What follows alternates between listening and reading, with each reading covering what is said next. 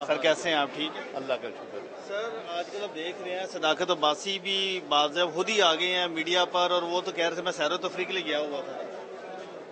دیکھیے، آپ کو سب کو پتا ہے کہ حقیقت کیا ہے، اس لیے کسی کو مجبور کر کے اس قسم کی بات کہلوانا کوئی بات نہیں ہے۔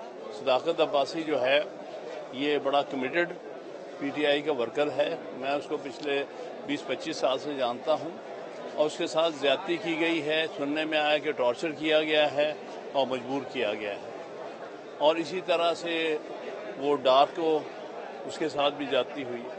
لہذا یہ کوئی ورژنز نہیں ہے جو ٹی وی پہ چلائے جا رہے ہیں کہ جی ٹھیک سب بڑی خوشی خوشی انٹرویو دے رہے ہیں، وہ تو نہیں، خوشی تو نہیں، پیچھے ذرا غور کریں گے تو نظر آئے گا کوئی اور بھی کھڑا ہے۔ کون کھڑا ہے؟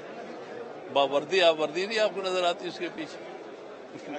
اچھا ہاں صاحب، ڈارک ہے تو نظر آ گئی لوگوں نے جو سوشل میڈیا پہ تصویر رکھی۔ جی ہاں صاحب، ابھی چیئرمین پی ٹی آئی سے آپ کی کوئی ریسنٹلی ملاقات ہوئی ہے؟ کیا ان کے تاثرات ہیں موجودہ صورتحال؟ وہ بہت افسردہ بھی ہیں کہ آئین کی جو ہے پامالی ہو رہی ہے۔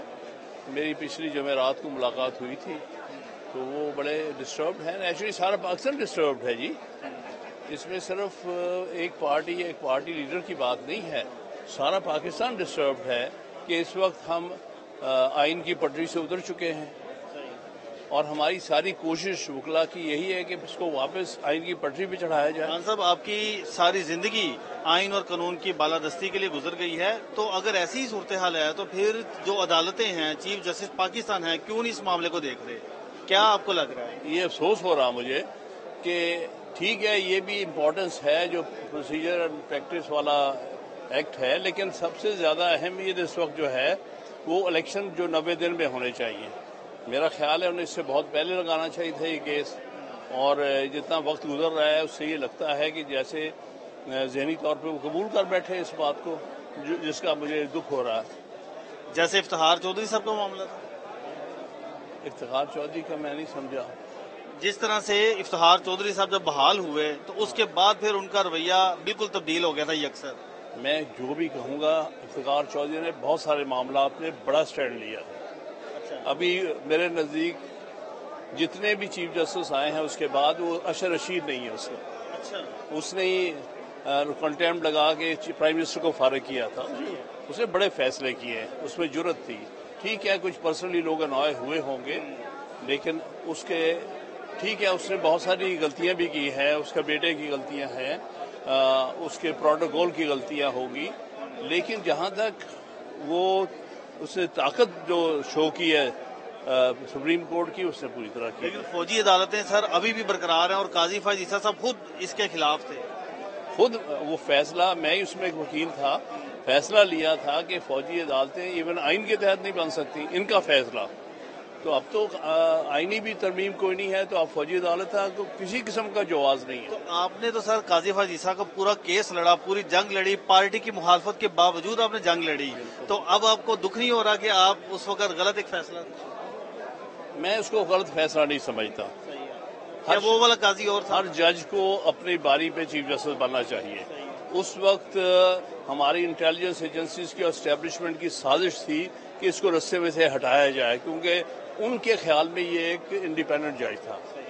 ہم نے اس کا ساتھ وکلا نے دیا، مطلب میں سپریم کورٹ بار کا وکیل تھا یا اور بار ایسوسیشن، اس کے پیچھے کوئی اس کی ذات کا معاملہ نہیں تھا۔ قاضی فائز صاحب کی ذات کا کبھی بھی مسئلہ نہیں تھا۔ ہم نہیں چاہتے تھے کہ اسٹیبلشمنٹ جس کو چاہے رستے سے ہٹا دے چیف جسٹس بننے کے، اس لیے یہ ساری وکلا نے جنگ لڑی۔ تو اب پھر قاضی صاحب اس طرح سے کیوں نہیں سامنے آ رہے؟ بہرحال میں ایک آدھ مہینہ اور دوں گا، ہوپ فلی، کیونکہ یہ تاریخ نہیں معاف کرتی۔ اگر قاضی صاحب نے آئین کی سربلندی اور آئین کی عملداری نہیں کی تو جو پہلے چیف جسٹس گئے ہیں انہی کی طرح ان کا حال ہوگا، تاریخ میں ان کا کوئی نام نہیں ہوگا۔ ایک جسٹس کارنیلیس اور دوسرے ہیں جسٹس منیر، یہ دو ہی تھے سابقہ؟ کون کیا بہت سارے ہیں، مجھ میں بڑے اچھے چیف جسٹس بھی رہے ہیں، جیسے اجمل میاں ایک اچھا چیف جسٹس تھا، اس کے چند اچھے فیصلے ہیں، اس کے ساتھ زیادتی کی گئی تھی اس میں۔ اسی طرح آج بھی چیف جسٹس اچھے آئے. خان صاحب آپ آج کل نون لیگ کے جلسے دیکھ رہے ہیں؟ نہیں میں کوئی دن دیکھے ہیں, میں ٹی وی پہ آ رہا ہے. کیسا لگ رہا ہے آپ؟ بھائی میں کہتا ہوں کہ جیسے بھی ہوں بڑے ہیں, صحیح ہے. آپ آئیں آ کے برابر کی فیلڈ پہ آ کے مقابلہ کریں. میں نے تو کہا ہے کہ نواز شریف کو بلائیں, اس کو آزاد کریں, اس کو کھل کے الیکشن کیمپین کرنے دیں. اسی طرح عمران خان کو بھی کھل کے الیکشن کیمپین کرنے دیں. قوم فیصلہ کر لے, پھر مقابلہ ہو. پھر مقابلہ ہو. کیونکہ یہ تو نہیں ہو سکتا نا کہ ایک پولیٹیکل لیڈر کو آپ بند کر دیں, ایک کو کھلا چھوڑ دیں. مائنس عمران الیکشن عوام قبول کرے گی نہیں, کیونکہ اس کی کریڈیبلٹی کوئی نہیں ہوگی, نہ لیجیٹمیسی ہوگی. اتنی بڑی اگر پولیٹیکل انجینئرنگ کی گئی تو وہ ملک کے لیے بہت برباد. آپ نے کہا کہ اس وقت سازش ہو رہی تھی قاضی فائز عیسیٰ صاحب کے خلاف, اب کیا سازش ہو رہی ہے؟ اب سازش ہو رہی ہے عمران خان کے خلاف. وہی سازش کرنے والے ہیں جو اس کے خلاف تھے, وہ آج اس کے خلاف ہیں. اس سے پہلے نواز شریف کے خلاف بھی تھے. یہ تو ہماری تاریخ کی ایک مسلسل ایک سلسلہ چل رہا ہے. Thank you very much. Thank you.